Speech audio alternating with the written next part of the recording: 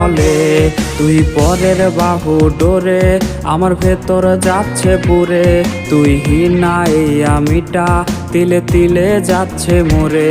আমার পুরুষে পুরুক বুক তুই কুরারে তোর সুখ, তবু মরার আগেও আমি দেখবো না রে তোর মুখ।